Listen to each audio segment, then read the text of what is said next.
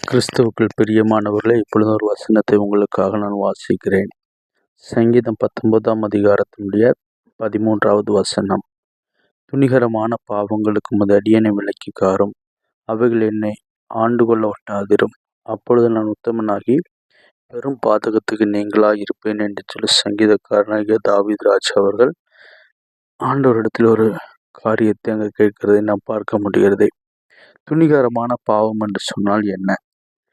துணிகரமான பாவம் என்று சொல்லும்போது நாம் சொல்லுகிறது என்ன அப்படின்னு சொன்னால், விபச்சாரம், வேசித்தனம், காம விகாரங்கள், கொலை, கொள்ளை, தூஷணம், திருடு, வஞ்சனை, இப்படிப்பட்டதான காரியங்களை நம்ம என்ன செய்கிறோம்? துணிகர பாவம் அப்படின்னு சொல்லி நம்ம பார்க்குறோம். இது யாருக்கு இந்த பாவங்கள் என்று சொன்னால், இதெல்லாமே புறஜாதிகள் செய்கிறதான பாவம் என்று சொல்லி நம்ம துணிகரமான பாவங்கள். ஆனால் வேதத்தை அறிந்த இல்லை தெய்வத்தை ஆராதிக்கிற ஜனத்தினுடைய துணிகர பாவம் என்று சொல்வது ஆண்டவருடைய வார்த்தைக்கு கீழ்ப்படியாமல் போவதுதான் காரியம். ஏன்னு சொன்னால் இதில் அதே அதிகாரத்தினுடைய 11வது வசனத்தில் வாசிக்கும் போது, அன்றியும் அவைகளால் உமது அடியேன் எச்சரிக்கப்படுகிறேன், அவைகளை கைக்கொள்வதனால் மிகுந்த பலன் உண்டு என்று சொல்லி நம்ம பார்க்குறோம். எதனால் ஆண்டவர் நமக்கு எச்சரிப்பை கொடுக்கிறார்?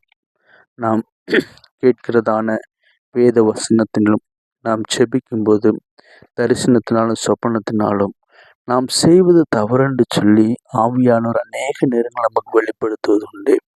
ஆனால் நம்முடைய வாழ்க்கையில் ஆவியானவர் வெளிப்படுத்துகிற காரியங்களை கை கொள்ளாத சூழ்நிலைகள் தான் துணிகரமான பாவமாக இங்கு பார்க்கப்படுகிறது. தன் பிள்ளைகளை உணர்கிறவன் யார்? மறைவான குற்றங்களுக்கு என்னை நீக்கலாகும் அப்படின்னு சொல்லி அவர் சொல்கிறாரு. அப்போ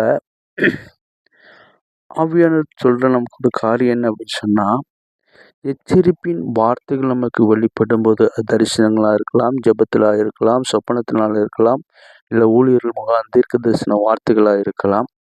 இப்படிப்பட்டதான வார்த்தைகள் நமக்கு வெளிப்படுத்தப்படும் பொழுது, அந்த வார்த்தைக்கு நான் கீழ்ப்படியாமல் இருப்பதே துணிகரமான பாவம் என்று சொல்லி பார்க்கப்படுகிறது. ஆனால் சங்கீதக்காரன் சொல்கிறாரு, இவை எல்லாவற்றுக்கும் என்னை என்ன செய்ய விலக்கி என்னை பாதுகாத்து கொள்ளும், அப்பொழுது நான் உத்தமனாகி பெரும் பாதகத்துக்கு நீங்களாக இருப்பேன் அப்படின்னு சொல்கிறாரு.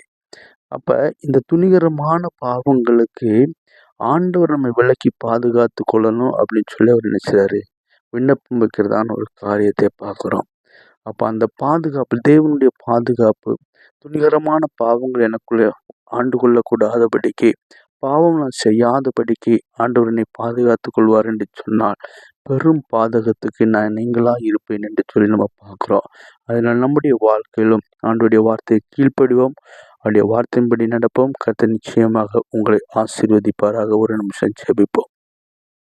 மகா இரக்கமும் கிருபை நிறைந்ததான எங்கள் அன்பின் பிதாவே, இந்த துணிகரமான பாவம் என்று சொல்லப்படுவது நம்முடைய வார்த்தைக்கு கீழ்ப்படியாதுதான் என்று சொல்லி நாங்கள் பார்க்கிறோம். ஆண்டவரே, அந்த தன்மைகள் எனக்குள்ளும் எங்களுக்குள்ளும் மாறி, ஆண்டவரே, நாங்கள் பெரும் பாதகத்துக்கு நீங்களாக்கி பாதுகாக்கப்பட பரிசுத்த ஆவியானவர் எங்களுக்கு உதவி செய்யும்படி ஆட்சேபிக்கிறோம்.